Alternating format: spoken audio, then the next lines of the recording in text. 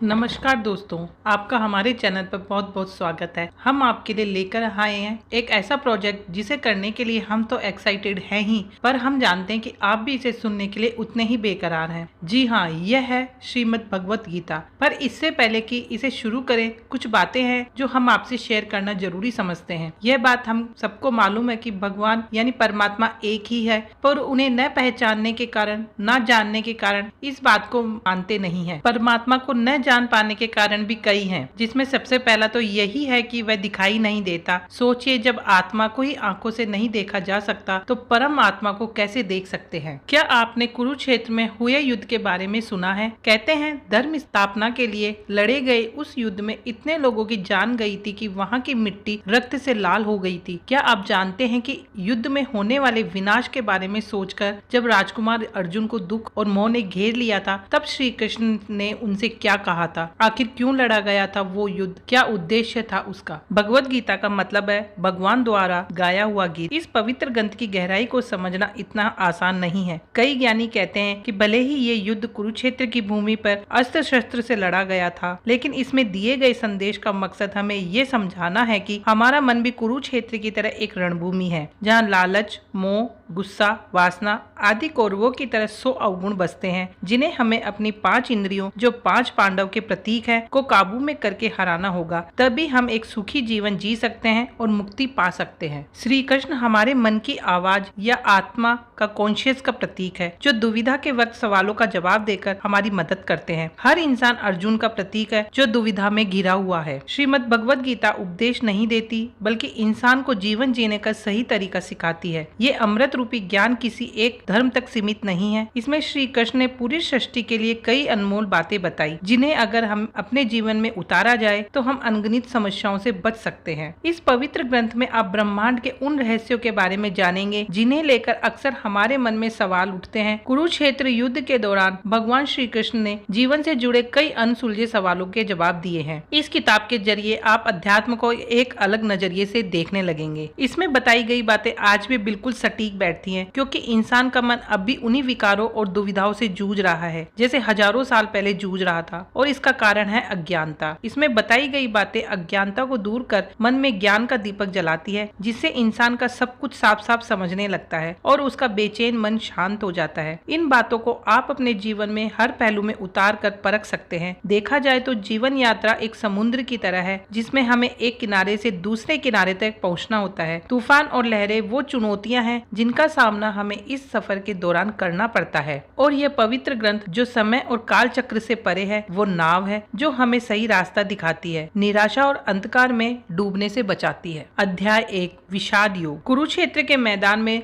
दोनों ओर सेनाएं तैयार खड़ी थी। तनाव के कारण हवा में अजीब सा भारीपन था। एक ओर 5 पांडव भाई, जिनकी सेना में कई शूरवीर शामिल थे। दूसरी ओर थे 100 कौरव भाई, जिनकी सेना कई महारथियों से सजी थी, और श्री कृष्ण की नारायणी सेना ने उनके बल को और भी बढ़ा दिया था। द्वारकाधीश श्री कृष्ण ने कसम खाई थी कि वो इस युद्ध में शस्त्र नहीं उठाएंगे, इसलिए उन्होंने अर्जुन और दुर्योधन को उनमें से और उनकी नारायणी सेना में से एक का चुनाव करने के लिए कहा। अर्जुन ने श्री कृष्ण को चुना, क्योंकि अर्जुन उनके परम सखा थे, इसलिए उन्होंने उनका मार्गदर्शन करने के लिए श्री कृष्ण उनके सारथी बने। युद्ध शुरू होने का समय हो रहा था। पांडुपुत्र अर्जुन की नजर सामने खड़ी सेना की ओर गई। वहाँ उन्हें अपने भाई, उनके बच्चे, गुरुजन और भीष्म पितामह दिखाई दिए। ये युद्ध किसी आम युद्ध जैसा नहीं था, जहाँ 2 राजा अपने वर्चस्व या राज्य के लिए लड़ रहे थे। ये युद्ध, जो धर्म युद्ध के नाम से जाना जाता है, एक ही परिवार के लोगों के बीच के संघर्ष की कहानी है, जिसका जन्म लालच और अहंकार के कारण हुआ था। दोनों पक्ष अपने दुश्मन को गौर से देख रहे थे। उन्हें हर ओर अपने दिख रहे थे। कहने को तो वो चचेरे भाई थे, लेकिन सत्ता के लालच में कौरवों की आंखों पर पर्दा पड़ गया था। धृतराष्ट्र और पांडु 2 भाई थे। धृतराष्ट्र के 100 पुत्र थे, जिनमें दुर्योधन सबसे बड़ा था। उसमें अहंकार और लालच कूट कूट कर भरा हुआ था। कहते हैं कि वो इतना दुष्ट और अधर्मी था कि उसके जन्म के समय प्रकृति भी उदास हो गई थी। पांडु के 5 पुत्र थे। पांडव जो धर्म के रास्ते पर चलने वाले लोग थे। दुर्योधन पर सम्राट बनने का जुनून सवार था। वो हर हाल में इस युद्ध में पांडवों को हराकर अपनी जीत चाहता था। न उसे निर्दोषों की जान की परवाह थी, न अपने भाइयों को खोने का गम। उसे पूरा यकीन था कि भीष्म पितामह, अंगराज कर्ण, अश्वत्थामा और गुरु द्रोणाचार्य जैसे महारथियों का साथ होने से उसकी जीत निश्चित थी। लेकिन उसके विश्वास के विपरीत जीत तो पांडवों की ही होनी थी, क्योंकि श्री कृष्ण उनके पक्ष में थे। श्री कृष्ण धर्म के पक्ष में थे। पांडव पराक्रमी योद्धा होने के साथ बहुत ज्ञानी भी थे। वो ये युद्ध नहीं चाहते थे, वो सिर्फ 5 गांव का अधिकार चाहते थे ताकि सब सुख शांति से रह सकें। लेकिन जब दुर्योधन ने भूमि का एक टुकड़ा तक पांडवों को देने से इनकार कर दिया, तब युद्ध के अलावा और कोई रास्ता नहीं बचा। भगवत गीता में ज्ञान का मतलब है इस शरीर, आत्मा और परमात्मा के तत्व को समझना। कौरवों की ओर से भीष्म पितामह ने सिंह की तरह गरज कर शंख बजाया। इसके बाद शंख, नगाड़े, ढोल सब एक साथ बज उठे, जिनकी आवाज से भयंकर गर्जना हुई। दूसरी ओर सफेद घोड़ों से सजे अलौकिक और दिव्य रथ पर बैठे श्री कृष्ण और अर्जुन के शंखनाद किया। उनके पक्ष में बाकी भाइयों ने अलग अलग दिव्य शंख बजाए। उन सभी के शंख की गूंज से धरती और आकाश दोनों कांप उठे। जैसे जैसे रथ आगे बढ़ने लगा, सामने अपने लोगों को देखकर अर्जुन का मन गहरे दुख से भर गया। जब उन्हें अपनी दुविधा का कोई जवाब नहीं मिला, तो उन्होंने श्री कृष्ण को अपने मन की पीड़ा बताई। मान्यता के अनुसार कहते हैं कि श्री कृष्ण ने समय को रोक दिया था और गीता का ये दिव्य संवाद श्री कृष्ण और अर्जुन के बीच में हुआ था। वहीं महर्षि व्यास ने संजय को दिव्य दृष्टि दी थी, जिसके जरिए वो हस्तिनापुर के कुरुक्षेत्र में हो रही हर घटना को देख सकते थे, सुन सकते थे। उन्होंने श्री कृष्ण और अर्जुन के बीच हुए इस संवाद और युद्ध का आंखों देखा हाल धृतराष्ट्र को सुनाया। श्री कृष्ण ने अर्जुन को बेचैन मन को शांत करने के लिए उनके हर सवाल का जवाब दिया और तब ये महान ग्रंथ अस्तित्व में आया। पहला श्लोक। अर्जुन ने कहा, हे केशव, मेरे रथ को दोनों सेनाओं के बीच में खड़ा कीजिए। युद्ध क्षेत्र में डटे युद्ध की इच्छा रखने वाले इन योद्धाओं को मैं ठीक से देखना चाहता हूँ कि मुझे किन किन के साथ इस महासंग्राम में युद्ध करना होगा। इसका अर्थ है, इस श्लोक में ये बताया गया है कि अर्जुन अपनों को देखकर कमजोर पड़ रहे थे। उनका मन बेचैन हो रहा था और युद्ध शुरू करने से पहले वो देखना चाहते थे कि दुश्मन के रूप में उन्हें किन किन योद्धाओं का सामना करना होगा। एक सच्चा ज्ञानी और दयालु इंसान कभी किसी को तकलीफ और दुख में नहीं पहुंचा सकता। अर्जुन एक महान योद्धा होने के साथ साथ बहुत ज्ञानी भी थे। वो भगवान के सच्चे भक्त और बहुत दयालु थे। उनमें अपने भाई और परिवार से युद्ध करने की कोई इच्छा नहीं थी। वो किसी की हत्या करने में विश्वास नहीं करते थे। इसलिए उन्होंने युद्ध के परिणाम को सोचकर उनका मन दुख से भरा हुआ था। इसी तरह जीवन के संघर्ष में हमारा सामना जब किसी कठिन परिस्थिति से होता है तो हम घबरा जाते हैं, डर जाते हैं। उस वक्त हमें भी रुककर उस समस्या या परिस्थिति को गौर से देखना चाहिए और समझना चाहिए कि हमारा सामना किस तरह की चुनौतियों से होने वाला है। ऐसा करने से हम खुद को उससे लड़ने के अनुरूप तैयार कर पाएंगे। श्लोक 2। अर्जुन ने कहा, हे कृष्ण, यहाँ तो सभी मेरे अपने हैं, कैसे बहाऊं मैं इनका रक्त? नहीं माधव, ये मुझसे नहीं होगा। अपनों को देखकर मेरा मन कमजोर पड़ रहा है, मुंह सूखा जा रहा है और शरीर कांप रहा है। मेरा गांडीव धनुष मेरे हाथ से छूट रहा है। शायद मैं अब खड़ा होने में भी सक्षम नहीं हूँ। मैं खुद को भूलता जा रहा हूँ। मेरा मन भ्रमित हो रहा है। अर्जुन को शारीरिक पीड़ा इसलिए महसूस हो रही थी क्योंकि युद्ध करना उसकी विचारधारा के खिलाफ था। अपनों के मोह के कारण उनके मन पर भ्रम का पर्दा पड़ गया था और मन कमजोर होने लगा था। उन्हें इतने गहरे दुख का अनुभव हुआ कि उनके आंसू झलक पड़े। अच्छे और बुरे विचारों की जंग में जिन लोगों के मन में अच्छे विचार बसते हैं, उन लोगों को दौलत, सत्ता, सिंहासन का मोह नहीं होता। इन चीजों की बजाय वो हर इंसान के जीवन को कीमती समझते हैं। यहाँ उनके शारीरिक लक्षण उनकी कमजोरी को नहीं बल्कि उनके दिल की कोमलता और दया को दिखाते हैं। जीवन में भी यही होता है। जब हमारे मन के विपरीत कुछ होता है तो उसे स्वीकार करना बहुत मुश्किल लगने लगता है। जब इंसान दुख और निराशा से घिर जाता है तो उसके मन में कई सवाल उठने लगते हैं। सामने रुकावटों को देखकर उसका मन कमजोर पड़ने लगता है। निराशाजनक और संकट से भरी स्थिति का सामना करते वक्त हम घबराकर हार मान लेते हैं। अज्ञानता के कारण हमारी बुद्धि भ्रमित हो जाती है। श्लोक 3। हे केशव, मैं युद्ध के बुरे परिणाम देख रहा हूँ। युद्ध में अपनों को मारकर हमारा कल्याण कैसे हो सकता है? मैं इस तरह का तो जीत बिल्कुल नहीं पाना चाहता, न राज्य और न संसार के सुख। अगर मुझे तीनों लोग भी दे दिए जाएं, तब भी मैं किसी को मारना नहीं चाहूंगा। तो फिर स्वर्ग के सामने धरती पर इस छोटे से राज्य की कीमत ही क्या है? अर्थ। अर्जुन के मन में रह रहकर ख्याल आ रहा था कि इस युद्ध में मैं क्या पाऊंगा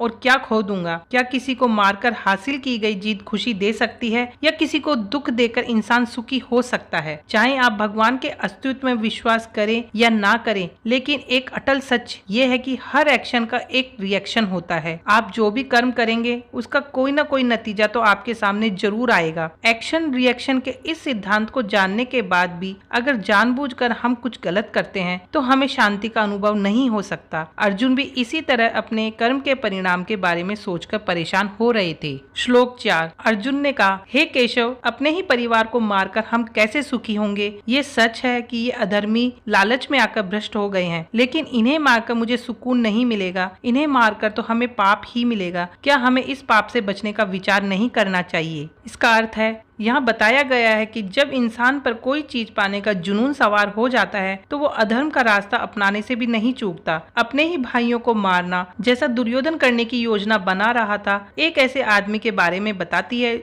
जो अपने अंतरात्मा की आवाज को नहीं सुनता। अर्जुन ने धर्म और नीति का साथ कभी नहीं छोड़ा, लेकिन दुर्योधन जैसे लोग अपने स्वार्थ के लिए अपनी नीति को बदलने में जरा भी नहीं झिझकते। अर्जुन सोच रहे थे कि किसी की जान लेने जैसा घिनौना काम करने के लिए कोई इतना उतावला कैसे हो सकता है? ये तो महापाप है। क्या लालच ने उन्हें इतना अंधा कर दिया है कि वो अपने ही लोगों के खून के प्यासे हो गए हैं? अर्जुन के मन में विचार आ रहा था कि राज्य पाने के लिए कौरवों को मारने से ज्यादा उचित है कि धर्म रास्ता अपनाकर उन्हें माफ कर दिया जाए। इस श्लोक में बताया गया है कि इंसान की इच्छाओं का कोई अंत नहीं है और अक्सर वो अपनी इच्छा पूरी करने के लिए गलत रास्तों को अपना लेते हैं, जैसे दुर्योधन ने किया। इसलिए हमें अपनी इच्छा और भावनाओं को काबू में रखने की जरूरत है, नहीं तो इसका भयानक परिणाम हो सकता है। इस शरीर को सुख देने के लिए किसी के साथ बुरा करना ठीक नहीं है। श्लोक 5। हे माधव, कुल के नाश से धर्म नष्ट होगा, जिससे पाप बढ़ेगा और आने वाली पीढ़ी भी बर्बाद हो जाएगी। जिसका धर्म नष्ट हो जाता है वो पाप का भागीदार बनता है। हम लोग बुद्धिमान होकर भी लोभ और सुख के लिए अपनों को मारने पर आतुर हैं। इससे बेहतर तो ये होगा कि मैं अपने हथियार डाल दूं और धृतराष्ट्र के पुत्र मुझे मार दें। वो मौत भी मेरे लिए ज्यादा कल्याणकारी और सुखदायी होगी। अर्थ, अर्जुन यहाँ कहना चाहते हैं कि जब घर के बड़े बुजुर्ग गुजर जाते हैं तो घर की नींव हिल जाती है और परिवार बिखरने लगता है। तब उस कुल का नाश होता है, जिसका पूरा परिणाम